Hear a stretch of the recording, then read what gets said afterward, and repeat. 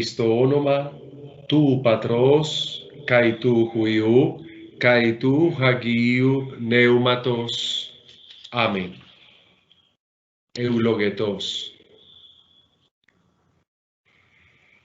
Eulogetos Kyrios Hotheostu Israel, ότι επεσκέψατο καί επόιεσεν λιούτρωσιν το λαό αυτού, καί έγειρεν κέρας σωτερίας χεμήν εν οίκο Δαβίδ παϊδός αυτού, καθώς ελάλες εν διαστόματος των χαγίων απαϊώνος προφετών αυτού.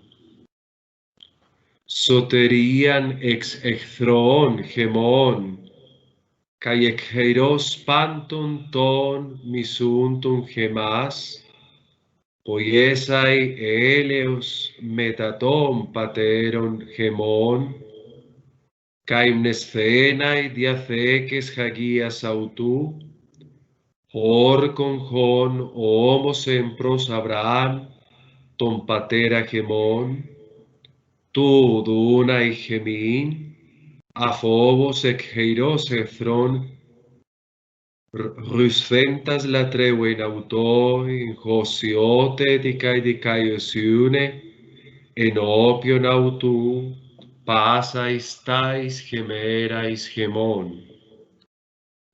Καί σιούδε παϊδίων, προφέτες υψίστου κλεθέσε, προπορέουσε γάρ ενώπιον Κυρίου χετοημάσα ηχοδούς αυτού, του δούνα γνώσιν σωτερίας το λαό αυτού, εν αφέσε χαμαρτιών αυτών. Διεσπλάχνα ελέους Θεού χεμών, εν χώης επισκέψε τα ηχεμάς, ανατολέ εξιούψους, επιφάναι τόης, εν εσκότε καί εσκιά θανάτου καθεεμένοης, του καθεοθιούναι τους πόδας χεμών, εσχοδών εηρέλες. Δόξα το Πατρί, καί το Υιό, καί το Αγίο Πνεύματι, ως εν αρχαί, καί νουν, καί αέ, καί εις τους αιώνας, των αιώνων. Αμήν. Εις το όνομα του Πατρός, καί του Υιού, καί του Αγίου Πνεύματος. Amén. Bueno, con las consabidas disculpas que les pido a ustedes por el retraso del día de hoy, porque les quito tiempo para aprender y para conocer, vamos a dedicarnos entonces a concluir la lección número 9 en este día, si el tiempo me lo permite debido a este imprevisto. Pero yo creo que la mayor parte de las cosas que debo decir las podré decir a continuación. Si de pronto quedará faltando algo, lo asumiremos en la próxima clase, donde ya esa semana, obviamente la conclusiva, será la última lección y ya pues ahí veremos las últimas temáticas. Al mismo tiempo, a mediodía de hoy aparecerá el taller aquí en la plataforma. El taller tiene dos maneras de hacerse, y lo aclaro de una vez. Hay la posibilidad de hacerlo todo, y así tendríamos dos notas. Algunos de ustedes por alguna dificultad no pudieron entregar el taller anterior, entonces ahí tendrían, si lo hacen todo, las dos notas, de manera que suplamos. Si en cambio usted lo hace todo, pero también ha hecho los talleres anteriores, yo le voy a colocar una nota de más. De manera que ustedes igualmente pues tengan esa posibilidad de tener muchas más notas, muchas más posibilidades en cuanto a las calificaciones. Si en cambio usted dice, yo tengo muy buenas notas, usted solo va a hacer una parte del taller.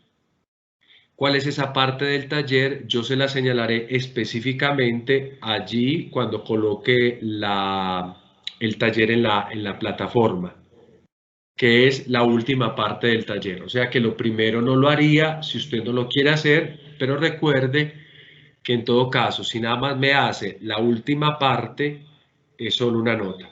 Ahora, digamos que alguno de ustedes hizo la primera parte, pero no hizo la última. Para mí no cuenta. Si son 2 notas, es completo el taller. Si es una sola nota, es la última parte del taller. Yo diré cuáles son los puntos que se deben desarrollar o lo que yo concibo como última parte. Pues dicho esto, yo los invito entonces a que comencemos. Recordemos que habíamos introducido la voz media y la voz. Habíamos estudiado la construcción de ambas formas.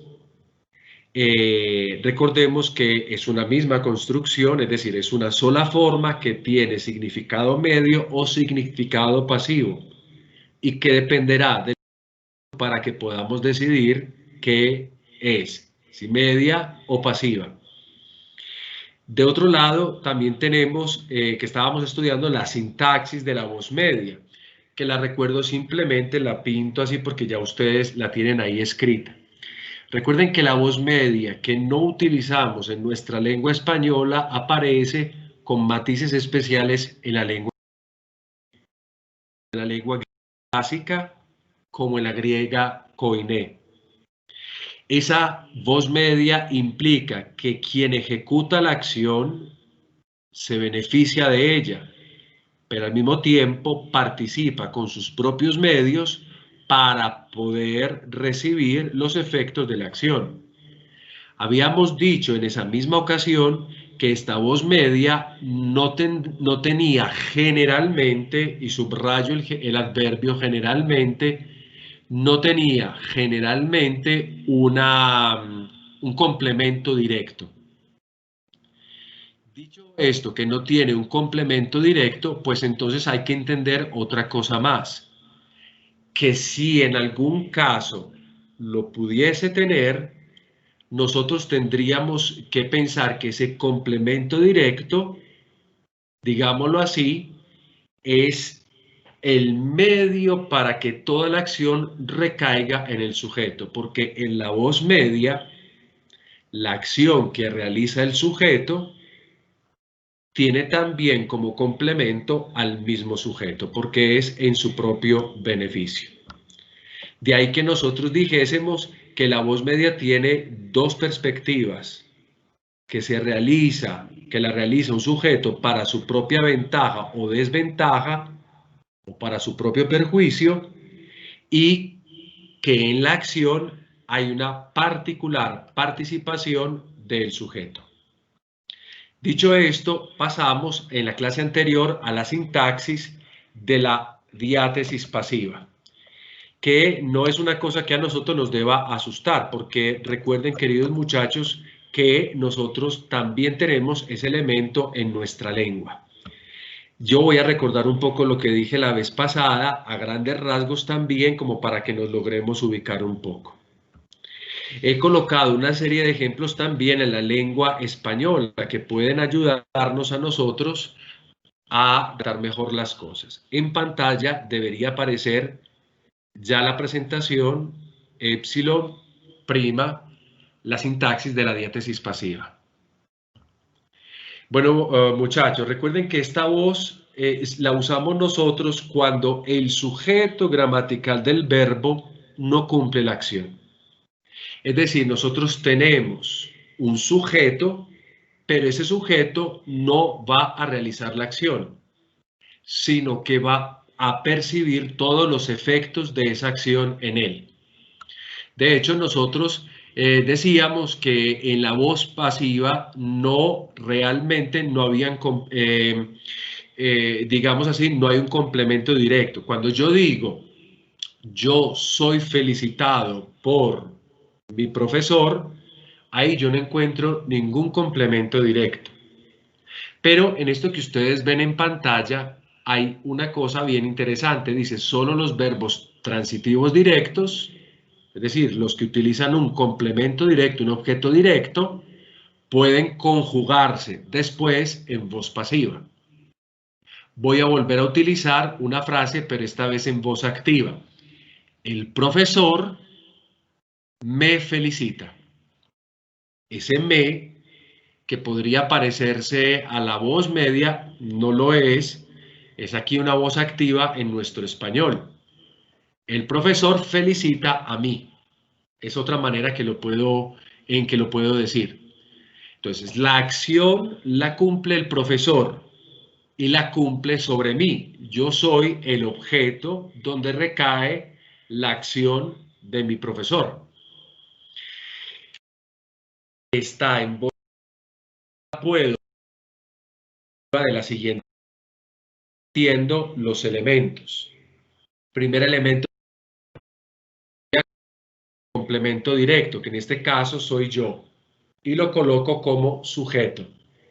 Yo soy felicitado, ahí el verbo lo he transformado a la voz pasiva, y después voy a colocar lo que hemos llamado el agente, es decir, aquel que sí realiza la acción, es decir, mi profesor.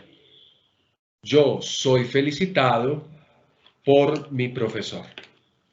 Como entonces ustedes pueden ver, en este ejemplo que les he citado yo, que voy a tratar de escribir un poco acá como para que si alguno está todavía un poquito perdido, pues lo pueda entender todavía mejor.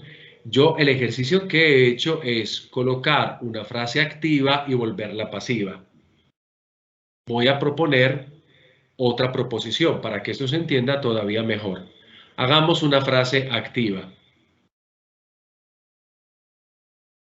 Aquí la voy a colocar. Yo amo la sabiduría.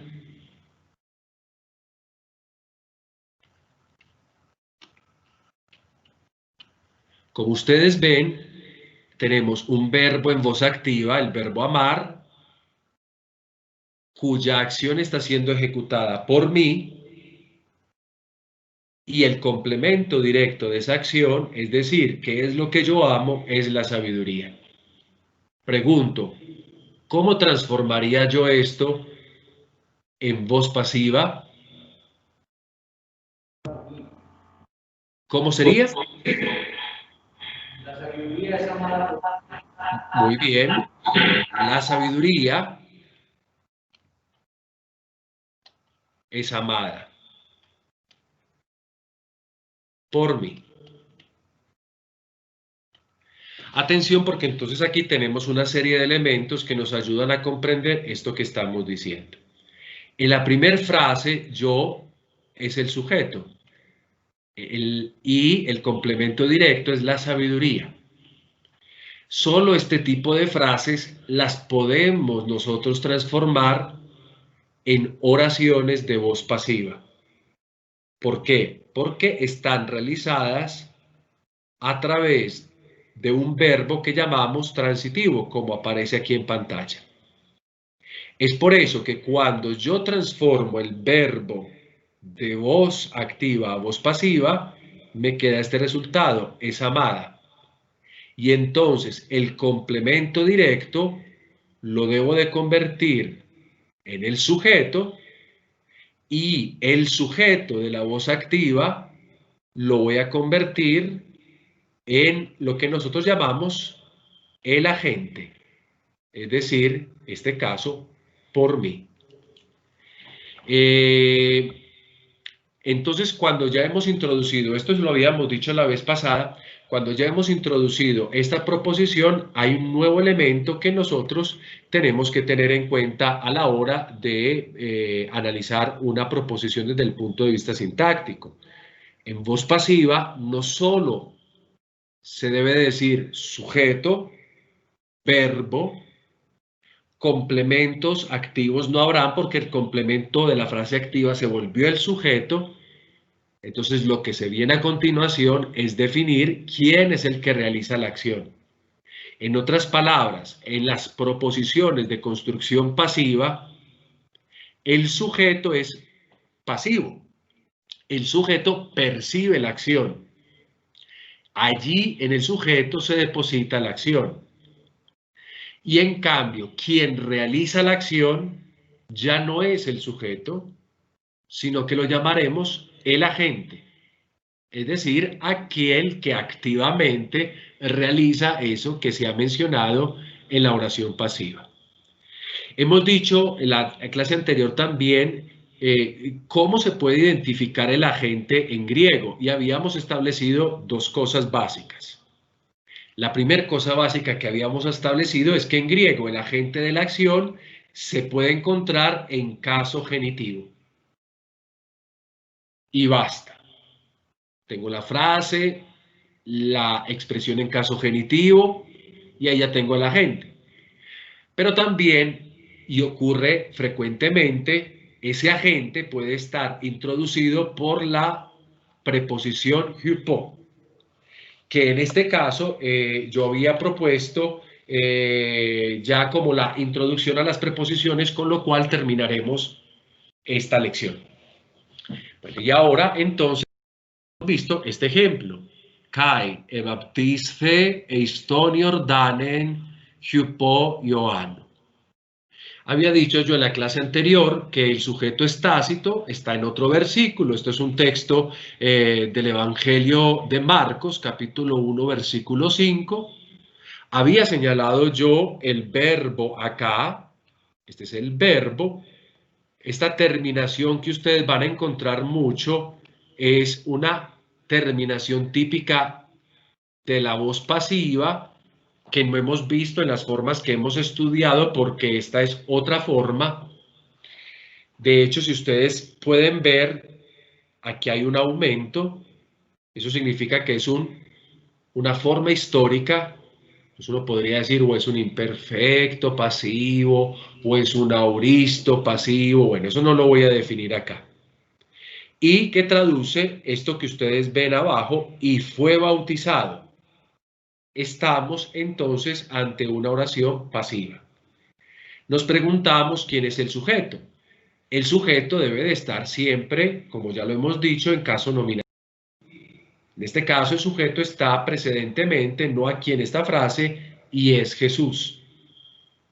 Tácitamente decimos Jesús fue bautizado o él fue bautizado.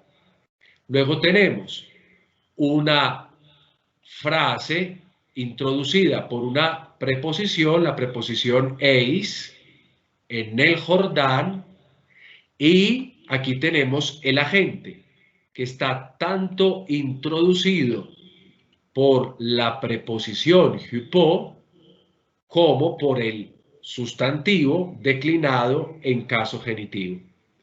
Este hypo, en este caso, cuando funciona para indicar el agente que realiza la acción, en español lo traducimos con otra preposición, la preposición por. Y fue bautizado en el Jordán por Juan. Hasta aquí habíamos llegado nosotros en este ejemplo que yo les había propuesto a ustedes. Quisiera saber si hay alguna pregunta al respecto de esto que he acabado de decir, si tienen alguna duda, si quieren alguna aclaración.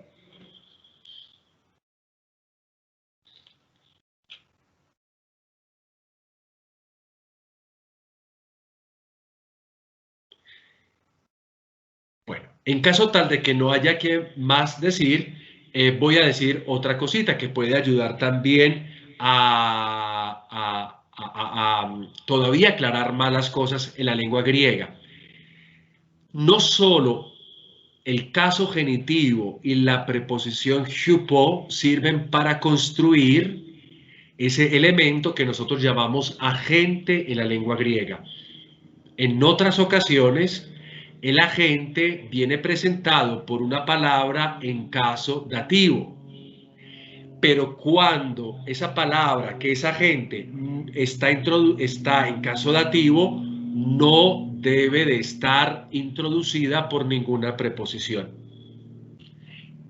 Miren entonces, queridos muchachos, que entonces aquí se nos están ampliando las funciones del caso dativo.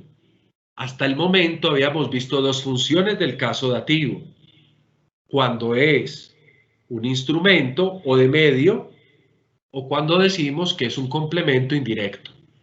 Aquí entonces tenemos una nueva función, cuando se comporta como el agente de una acción.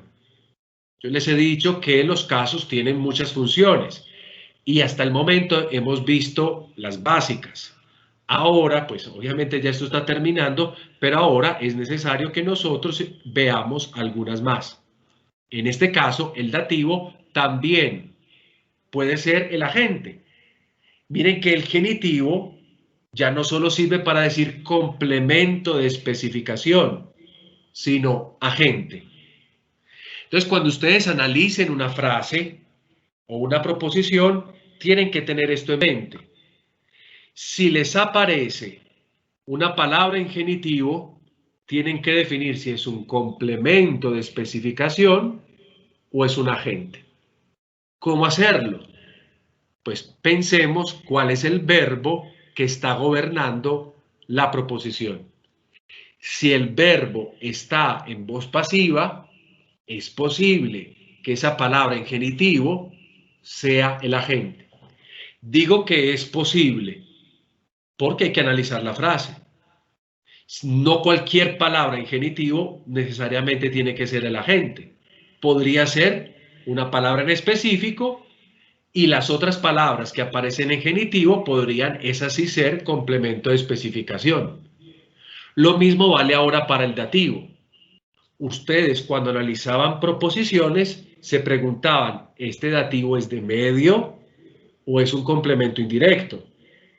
Complemento de medio, complemento indirecto. Ahora tendrán que pensar, ¿será que es un agente? Y para definirlo, recuerden que basta que piensen en qué clase de verbo tienen. Si es un verbo que está en la diátesis pasiva, pues por tanto puedo intuir que ese dativo pueda ser, digo pueda porque no necesariamente pueda ser el agente. Atención porque en gramática cuando el agente está en caso dativo, lo llamaremos dativo agente o dativo de causa eficiente. Así lo van a encontrar ustedes en las gramáticas, sobre todo para quienes quieran seguir la lengua del griego, que soy bien curioso en saber quién seguirá este camino. Bueno, ya la historia el futuro nos irá diciendo esto. Vamos a colocar aquí la misma frase anterior, pero esta vez he modificado el texto bíblico.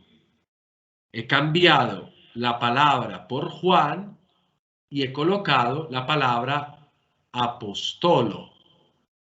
Observen ahí que esa palabra, que es de la segunda declinación, apóstolos, apostolujo, está en caso dativo.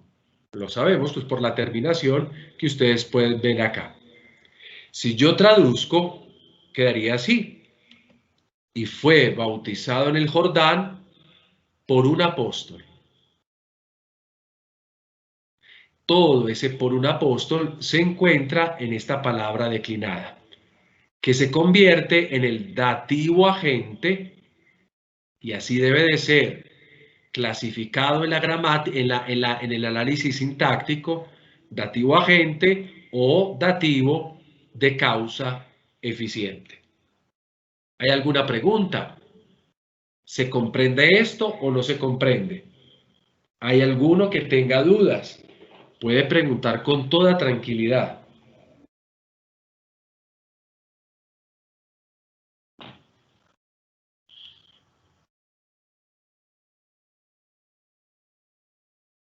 Bueno, si no hay dudas, yo concluyo acá esta introducción a la voz media y a la voz pasiva.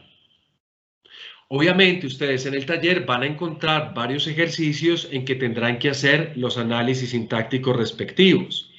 Definir sujeto, definir el núcleo del predicado, definir si hay un predicado nominal, una proposición nominal, o si hay, por ejemplo, un predicado verbal.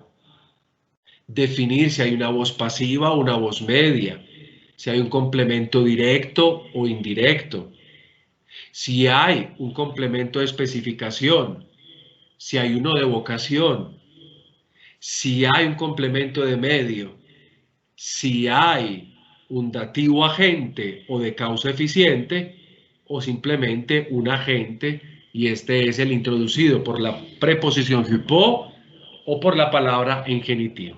Mire que son muchos elementos.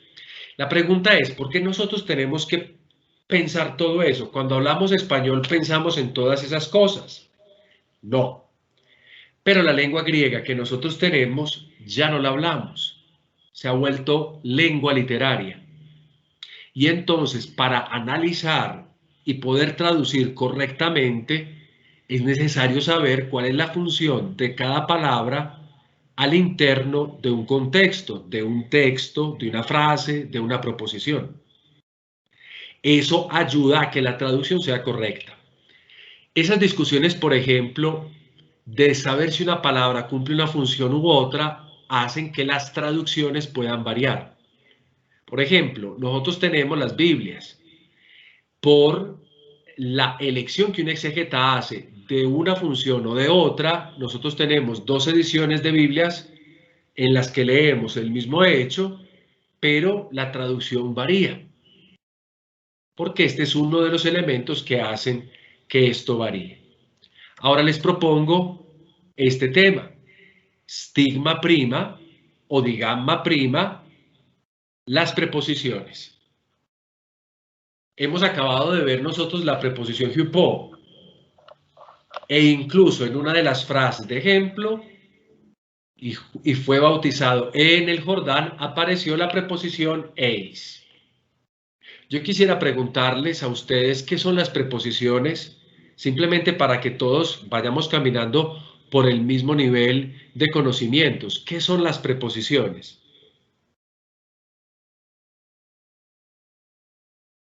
¿Quién me da una idea? Bravo, primero lo que hay que decir es que es una categoría gramatical, eso está muy bien. Pero, ¿qué es esa categoría gramatical? Porque el sustantivo, el adjetivo, el artículo, la conjunción, la interjección, el adverbio, el verbo y etcétera, también lo son. El pronombre son categorías gramaticales. ¿Qué es lo específico de esta categoría gramatical?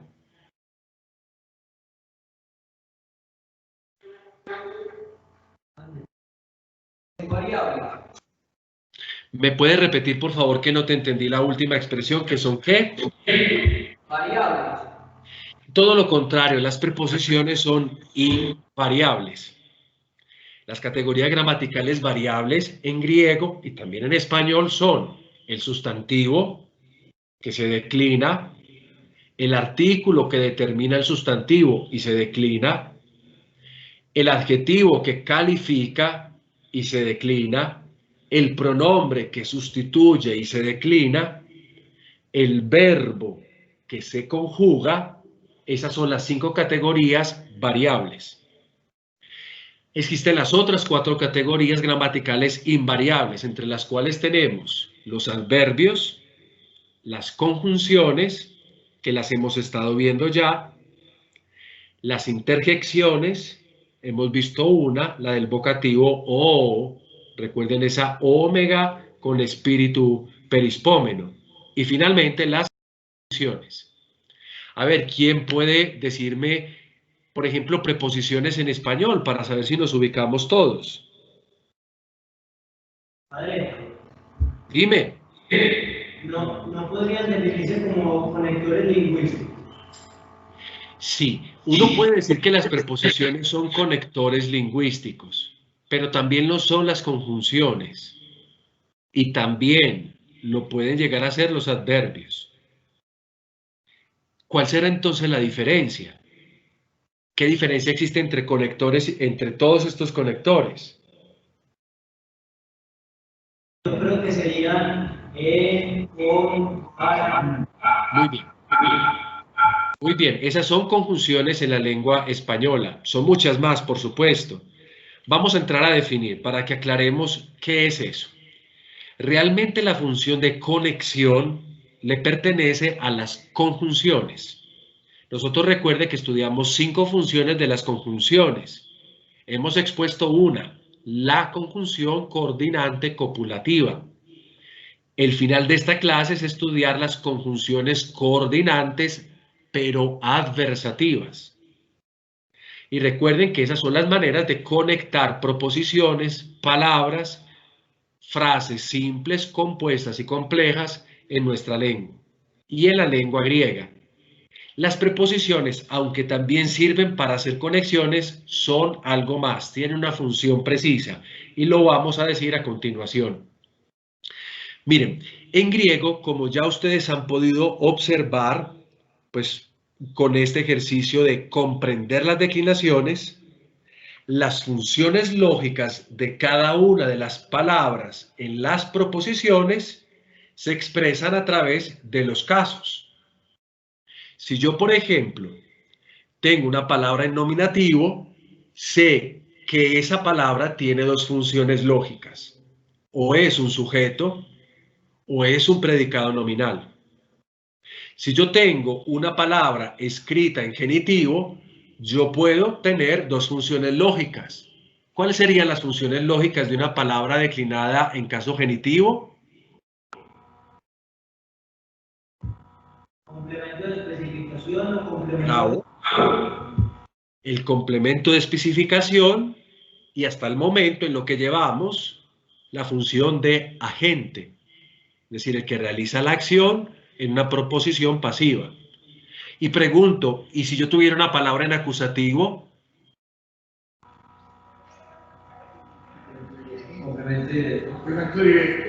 El complemento directo. Bien. Y en algunos casos, como veremos no, pero también podría convertirse en algunas formas particulares en sujeto. Y si yo tengo una palabra en vocativo, Vocación. el complemento de vocación, esa es su función lógica. Y si la tengo en dativo,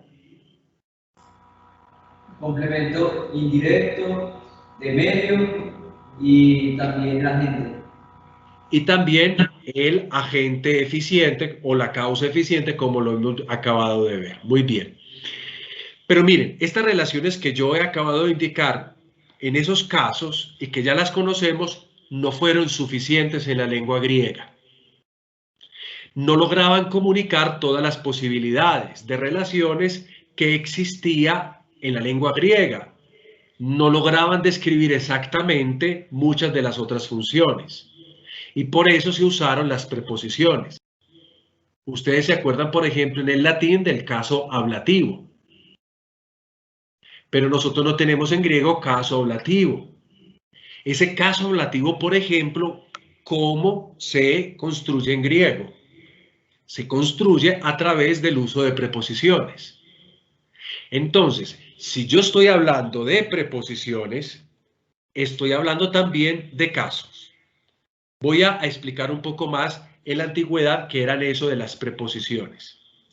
En el mundo griego, al principio, realmente las preposiciones no eran tales, no existían como tales. Las preposiciones eran realmente adverbios, palabras independientes, autónomas, con su propio significado.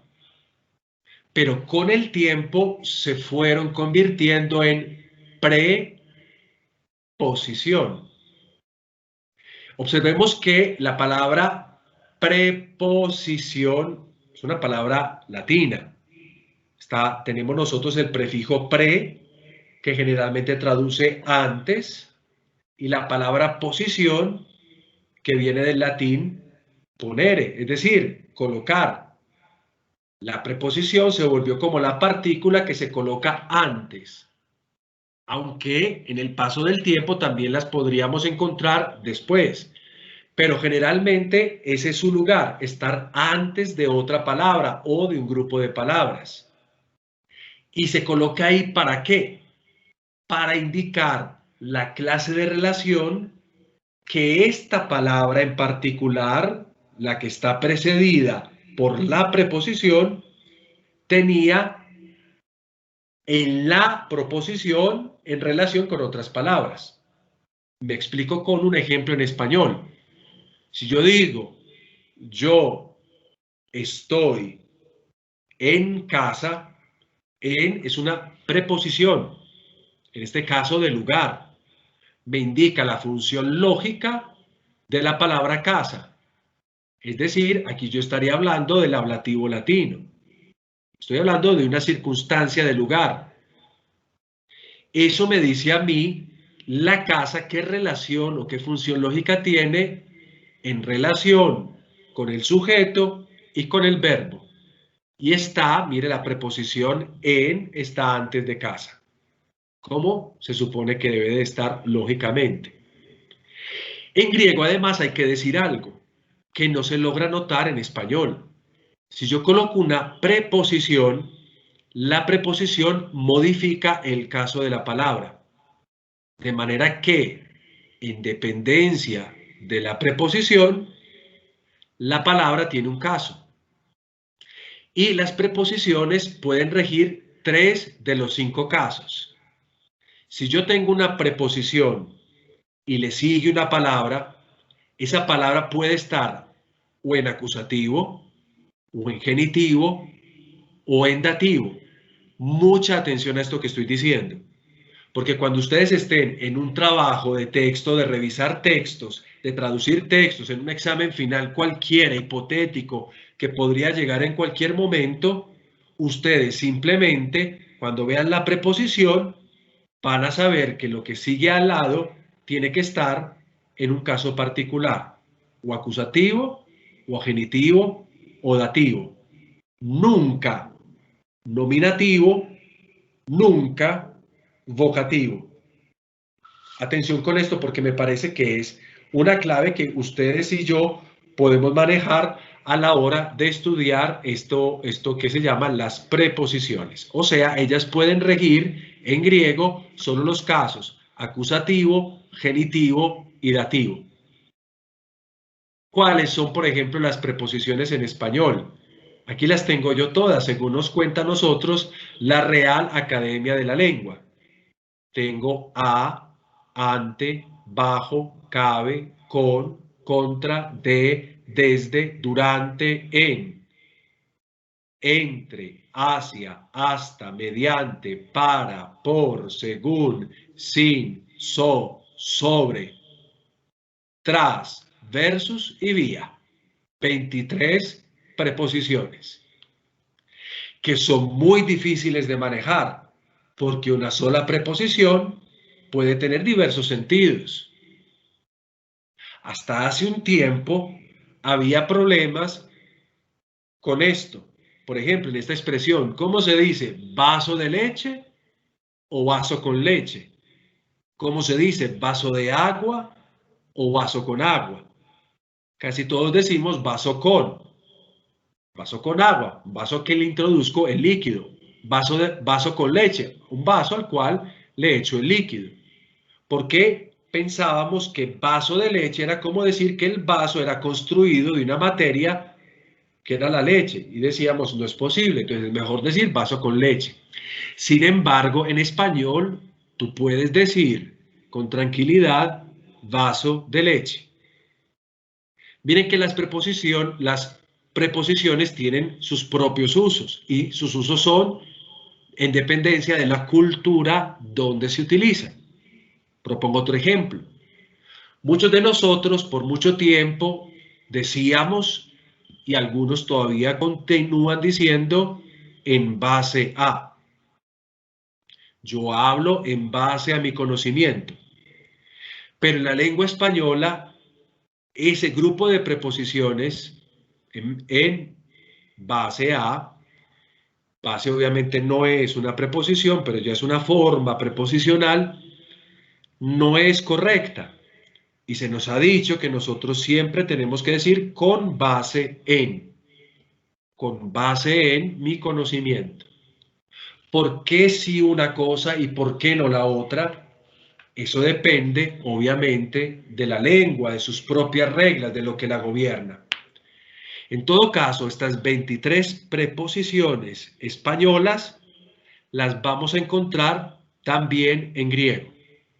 Pero van ustedes a ver que las preposiciones que yo estoy nombrando acá son poca cosa ante lo que vamos a ver en griego.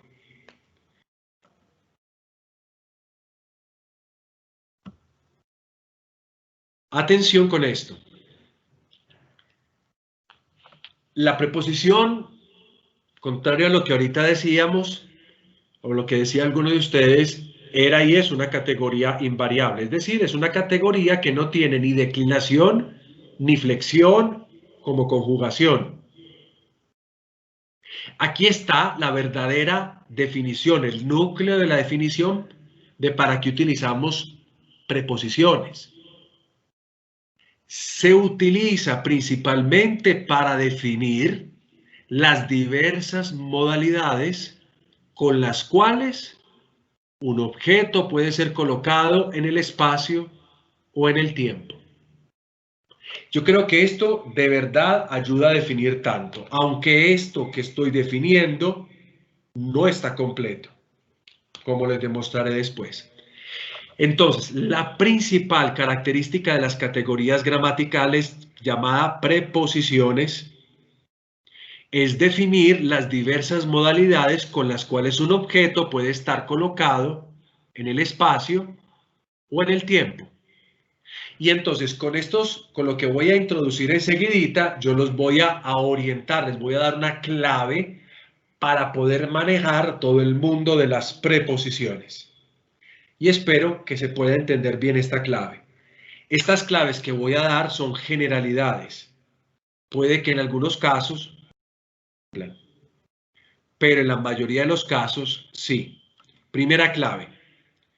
Si la preposición está rigiendo el caso acusativo, esa preposición va a expresar un movimiento hacia un lugar o un movimiento a través de un lugar o va a hablar de un tiempo continuado. Yo explicaré eso del tiempo continuado después. Entonces, mire, si está rigiendo el caso acusativo, tenemos que pensar en la idea dinámica, en la idea del movimiento. Voy hacia una ciudad, corro a través de la pista. Ese tipo de ideas, el acusativo siempre habla del movimiento del lugar. En latín decimos moto a, movimiento a. El acusativo es siempre una acción dinámica. Perdón, la palabra acción no es la mejor, pero habla siempre de esa tendencia hacia el movimiento. Si en cambio rige el caso genitivo, la preposición que esté rigiendo ese caso puede indicar el movimiento desde un lugar, la lejanía, la separación. Imaginemos entonces que en el acusativo nos movemos hacia un lugar o a través de ese lugar. En cambio, en el genitivo, el mismo movimiento, pero se refiere a su punto de partida, desde cuál lugar, o a ese punto hacia el cual se llega, o sea, la lejanía, la separación. Finalmente, también tiene un tiempo determinado, es decir, la preposición cuando está en su función temporal, esa palabra me estará hablando de un tiempo ya limitado, un tiempo que ya ha concluido, un tiempo determinado. En el caso acusativo es un tiempo que se sigue verificando. Finalmente, si rige el caso dativo, atención, la preposición, y esto es bien interesante porque se diferencia opuestamente al acusativo, señala el estado en un lugar. Mientras que en el acusativo es el movimiento a un lugar o a través del lugar, en el caso dativo, la preposición señala el estado en un lugar. Yo estoy en casa. Es decir, no me estoy moviendo, estoy en casa, estoy ahí en un punto fijo. O también puede señalar el medio, que es algo que ya nosotros conocíamos porque sabemos que el dativo tiene como función lógica expresar el medio. Dicho esto, yo quiero presentarles a continuación cómo, digamos así, cómo pueden funcionar las cosas a través de un ejemplo como más como más clarito en nuestra lengua sobre estas claves que estoy dando, es decir, sobre si rige el caso acusativo, si rige el caso genitivo o si rige el caso dativo. Miren, no solo las preposiciones se utilizaron para hablar de eso que yo decía ahorita, de la ubicación en el espacio y en el tiempo, de la relación con esas dos categorías que nosotros llamamos espacio y tiempo. No, no solamente eso, sino que también fueron un poquito más allá, pero siempre partiendo de la misma idea espacio-temporal. Por ejemplo, en español he utilizado este ejemplo, yo digo estoy en casa, eso me da a mí la idea del espacio. La preposición en expresa un espacio. Pero yo también podría decir, en español obviamente, pienso en ti. Miren que la preposición en ya no expresa la categoría espacial, sino otra cosa. Si yo digo, por ejemplo, en español, camino con la gente, eso también me da una idea, una concepción espacial. Estoy caminando junto con otras personas. Pero esa idea de con como espacial se cambia, por ejemplo, cuando digo una frase o una proposición como canto con alegría. Canto con alegría. Aquí ya no hay una idea espacial.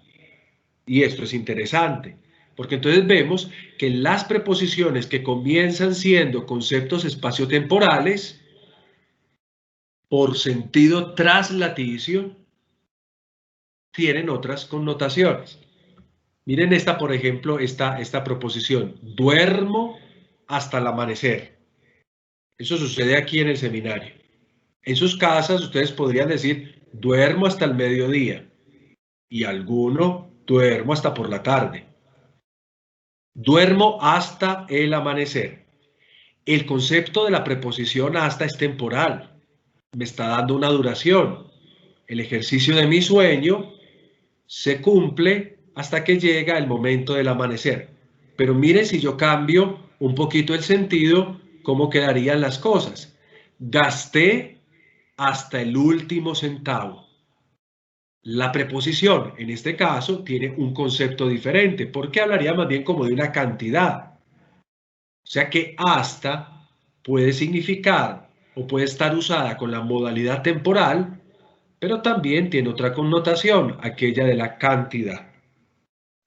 Esto yo lo estoy diciendo de manera que ustedes, bueno, que todos nos podamos ubicar en esto de que yo hablo de la preposición.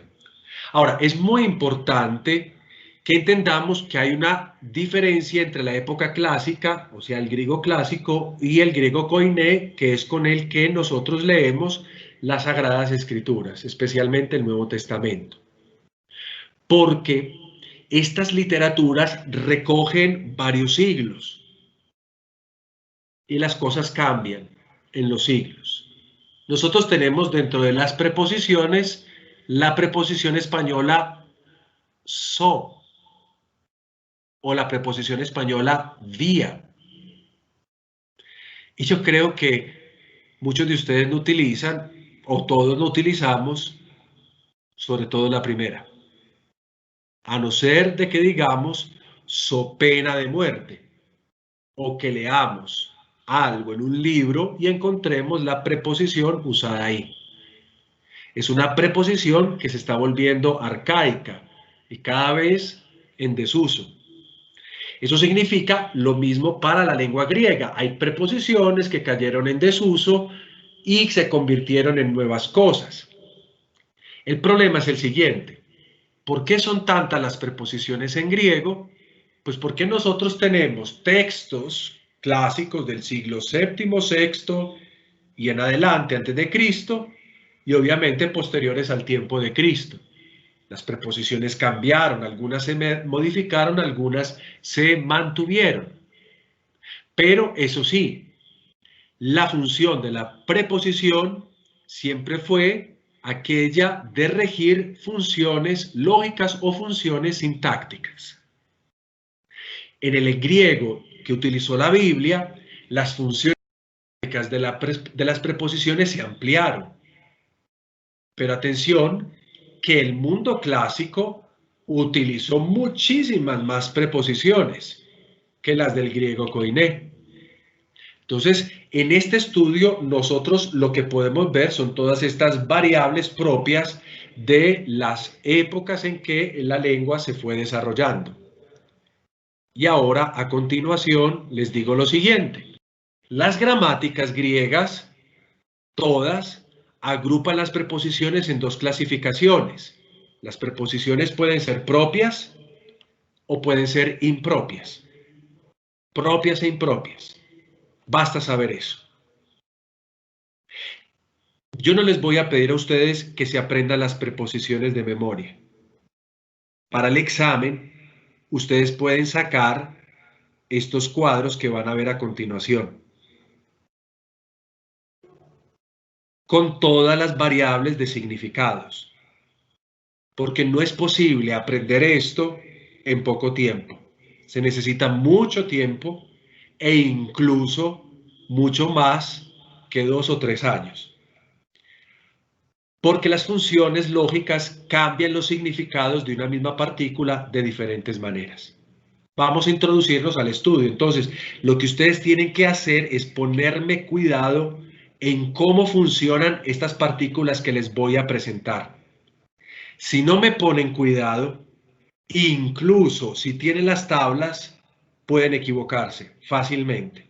Entonces, pónganme mucho cuidado, por favor, hagan este último esfuerzo. Ya nos queda poco tiempo, pero quiero presentarles esto. Entonces, tienen que ponerle mucha atención a la lógica de esto. Vamos a estudiar, para empezar, las preposiciones que llamamos propias. Z', las preposiciones propias. Es esencial este punto para comprender muchas cosas. ¿Qué son las preposiciones propias? Aparte de las funciones que ya estudiamos, de la preposición en sí, como reguladora de funciones lógicas, se les llama preposiciones propias porque ellas se emplean tanto para componer palabras actuando de prefijos, como también funcionan a manera de complementos preposicionales. Explico con el español. Yo puedo decir en español la palabra poner, el verbo. Yo pongo sobre la mesa. Aquí tengo la preposición sobre, que me dice que he colocado algo sobre ella. Sobre. Ahí tenemos un complemento preposicional. La preposición sobre me dice otra palabra, la mesa, eso se llama complemento preposicional. Pero aquí hemos dicho que estas preposiciones propias pueden funcionar de prefijos. Tomemos el verbo poner y le voy a agregar una preposición antes, como anteponer. Hay una diferencia entre poner y anteponer. Anteponer está formada por una partícula que es una preposición que en nuestra lengua se le suele llamar preverbio, preverbio, lo que está antes del verbo, y entonces cambia el significado. ¿Qué otra preposición le podría agregar como prefijo al verbo poner?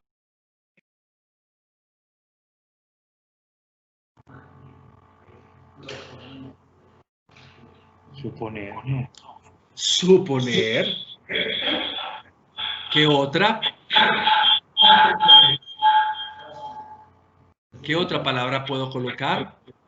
Anteponer. Anteponer, que ya lo he dicho. Proponer. Proponer. Contraponer. Componer. Sobreponer. Ven que he agregado preposiciones diferentes a un mismo verbo y eso cambia el significado.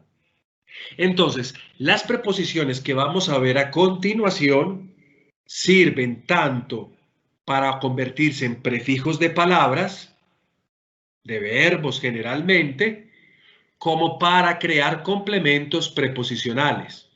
Y estas preposiciones que les voy a mostrar a continuación deben regir un caso, o pueden regir 2 casos o 3 casos.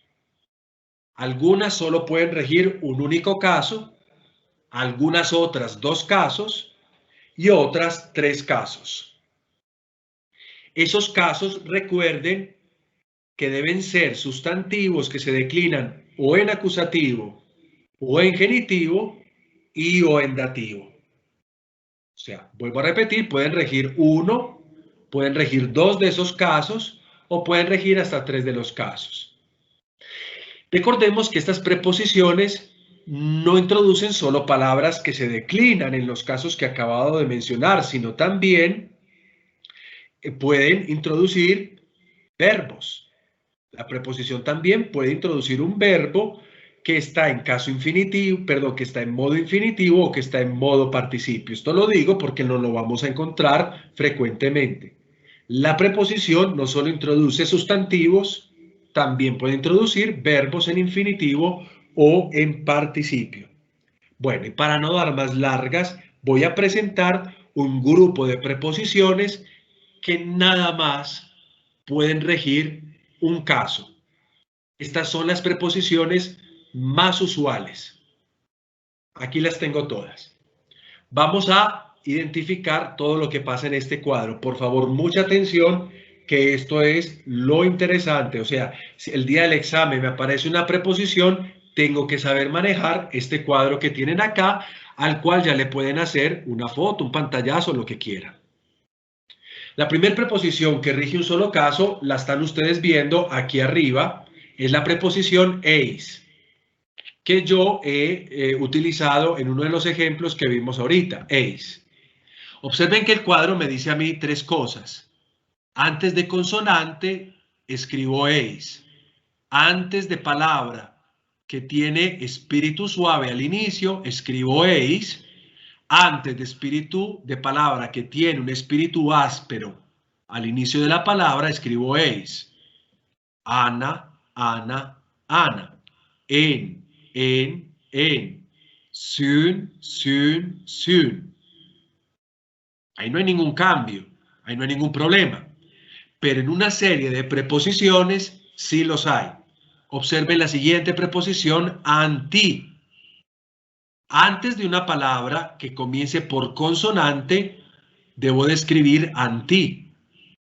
Pero si la palabra que sigue a la preposición comienza por una palabra que tiene espíritu suave, yo debo de escribir ant, la iota se elide, cae y aparece este signo que estudiamos nosotros en la segunda lección de nuestro curso de griego, el apóstrofe.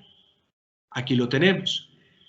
Ese signo me indica que había una vocal ahí y que yo debo leer la preposición pegadita como una unidad fonética a la palabra que le sigue y que comienza con espíritu suave.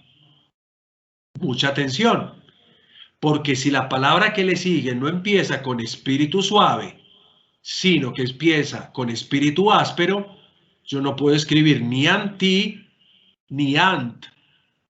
Tengo que escribir an con el apóstrofe. La iota quedó elidida y la tau, que es explosiva o oclusiva, se aspira. Lo mismo pasa con apo, ap, ap. Algunas preposiciones cambian según cada caso, otras no cambian, como ustedes ven las 4 primeras, otras solo cambia en algún momento. Por ejemplo, ek. Ek cambia a ex si la palabra que sigue comienza por vocal. Tenga espíritu suave esa vocal, o ro, perdón, solo vocal, o tenga espíritu áspero. Recuerden que espíritu áspero las pueden tener todas las vocales y la ro. Pro es preposición que se mantiene intacta y no depende de la palabra que sigue. Esto es lo primero que hay que decir. O sea que si ustedes encontraron esta preposición a y ustedes dicen, ¿y esto qué es? Tendrán que saber que es apo, pero que está escrita así porque le sigue una palabra que comienza con espíritu áspero.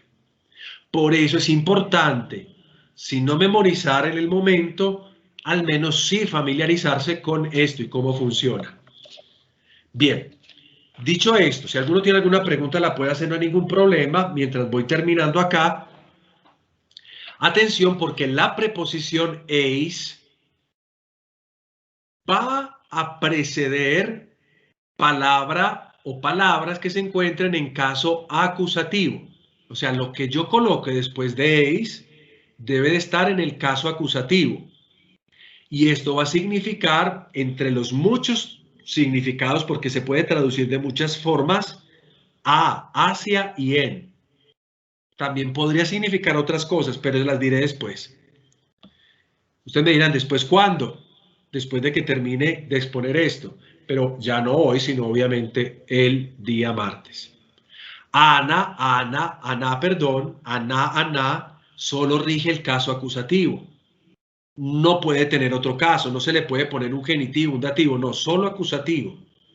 Y tiene la traducción o el concepto de cada uno. En,